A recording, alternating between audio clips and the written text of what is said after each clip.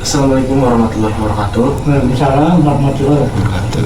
Di sini saya bersama dengan Pak Salio. Pertama-tama kenalkan, Oh, saya Mbak Salio, jangan Pak terlalu muda. nggak apa-apa Pak. Iya, Masih Pak. muda Pak. Jiwanya masih muda Pak. Terima kasih adik-adik yang saya muliakan ya. Saya hormati juga karena ingat menimbangnya selaku calon generasi kita semua ya. Kebetulan jenengan masih di meja belajar, TK-nya di SMA ya. SMA Negeri 1 Kota Cilacap. Ya, SMA Negeri 1 Kota Cilacap. Mengenalkan yang pertama saya namanya Mbak Salio. Saya selaku juru kunci sini, Selandil, dan saya narasumber dan sesepuhnya juga. Ya, monggo. Yang pertama tadi jenengan tanyakan apa? Coba silakan. Saya mau nanya, apa sejarah atau asal usul Gunung Serandil Mbak? Asal usul Gunung Serandil itu sebetulnya dulu nih gunung ini terletak di tengah laut, Ya. di pinggir laut lah ya. Ya. Ini gunung karang, gunung kecil. Gunung kecil. Ya, sejarah yang sebenarnya sebetulnya menurut ilmiah, bahasanya ilmiah kan ya rotasi bumi. Iya, rotasi bumi. Rotasi bumi, benturan lempengan bumi, dan ini muncul. Itu Bukit Serandil. Benar nggak? Belum, Belum. masih gunung berpatuan Oh, kecil buat masih kecil. yang muncul di tepi laut. Tepi laut. Ya, belum dikasih nama. Terus dengan bergulirnya zaman, Ya. itu sampai dengan di alam manusia yang kalayak banyak, yang tadinya yang nggak ada lah, penduduk di sini nggak ada, ini hutan semua. Oh, hutan semua. Iya, tapi dengan berdirinya kerajaan Majapahit, ya, itu selaku pendiri negara. Oh, pendiri Ya, negara. Majapahit itu pendiri negara. Iya.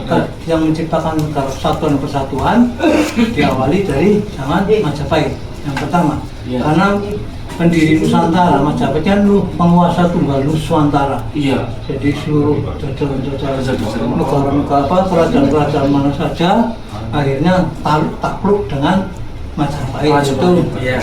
kronologi Majapahit itu Nusantara, apalagi yang mempersatukan itu perjuangannya yang Mahapati Gajah Mada Sumpah Amrit Palapati. Sulawapalapa yang di depannya Pak. Ya nanti saya ceritakan. Nah, terus di saat itu negara Majapahit yang sudah yang besar sekali, penguasa tunggal Nusantara itu terjadi peristiwa, man. Peristiwa apa Pak? Peristiwanya perang Paregreg. Paregreg. Paregreg itu ada di sejarah itu ada. Perang Paregreg, perang saudara lah. Perang saudara ya. Iya. Akhirnya terjadi pecah belah dan sebagainya. Akhirnya itu mendapat petunjuk sang maharajanya, Sama raja. yang terakhir itu Brawijaya kelima, Oh, iya. yang buruk Yang Pamungkas. Oh. Brawijaya Pamungkas. Kebetulan petunjuknya supaya bertapa di gunung yang kecil Oh. yang di pinggir laut sini. Dari sana begitu datanglah ke sini. Gunung Serandil. Iya, dulu ya masih pakai perahu. Oh, pakai perahu. Iya. Ke sini. Iya. Nah, perahunya terbalik di sini, di Lempang, di daratan pasir. Akhirnya desa ini dikasih nama Desa Lempang Pasir. Oh, Lembang Pasir. Sang maharajanya dengan para pujangganya mendarat di sini. Oh. Nah, disinilah sang maharaja yang Prabu Brawijaya bertapa di sini, memohon pada Tuhan Maha Esa atau petunjuk pada Tuhan Maha Esa bahwasanya negara ini terjadi porak-poranda.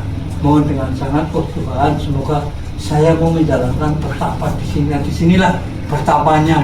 Makanya ini petilasan. Oh, petilasan ya. Nah, terus mendapat petunjuk juga. Satu, karena kamu minta petunjuk keadilan, akhirnya nama gunung ini dikasih nama Serandil. Oh ya, Adil. Ya, Sarane Adil. Ya, benar. Serandil. Ya benar begitu ya. Saya narasumbernya loh ya. Jadi setelah diberi petunjuk demikian, para pujangganya pada pengawal dan sebagainya, termasuk Eyang Mahapati Gajah Mada itu di depan. Iya.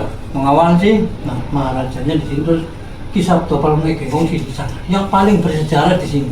Paling bersejarah di sini. Iya, paling bersejarah di sini. Nanti kamu ya ngambil gambarnya boleh muter-muter nggak apa-apa, karena di yang mengawal ini kan pejabat-pejabat juga, terus mungkin ya kesepuan dan sebagainya.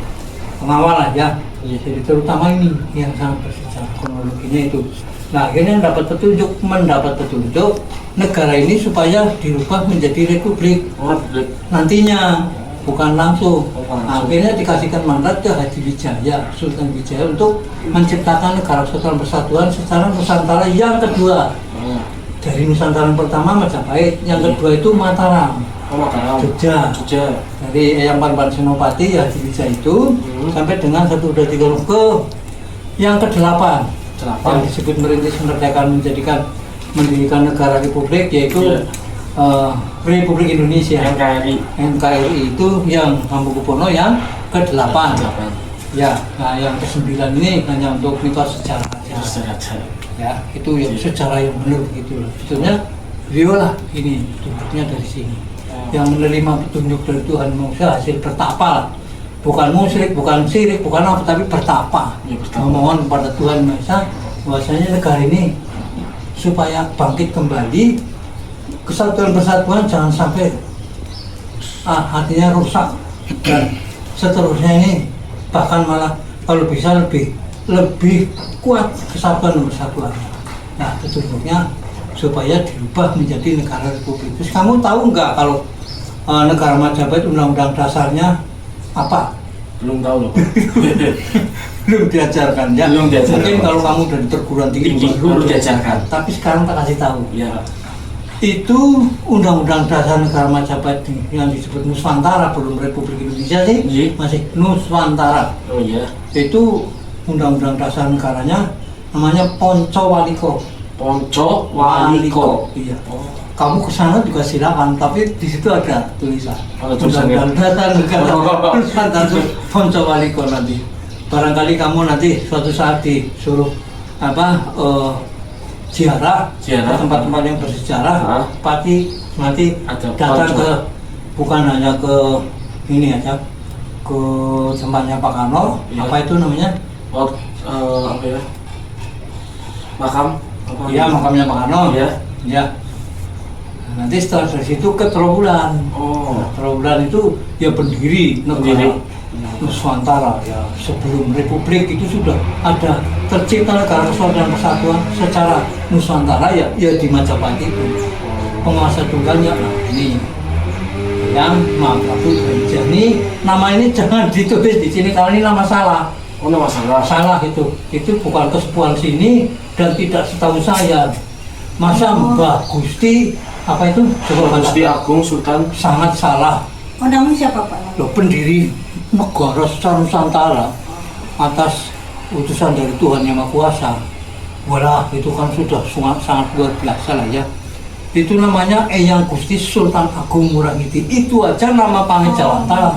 Eyang Agung Sultan. Eyang Gusti, kami ulang, Eyang Gusti Sultan Agung Murahiti. Jangan ditulis ini loh. Ini kebalik ini loh. Kebalik silang. Dan jangan Mbak, masa Mbak. Eyang ya. Eyang itu kan udah sesepuh. Ya lebih tinggi dari raja. Eyang, karena sudah kembali ke pangkuan Tuhan Maha Kuasa menjadi leluhur disebut Eyang. Jangan Mbah. Mbah itu kan cuma leluhur di suatu tempat desa. Itu baru Mbah.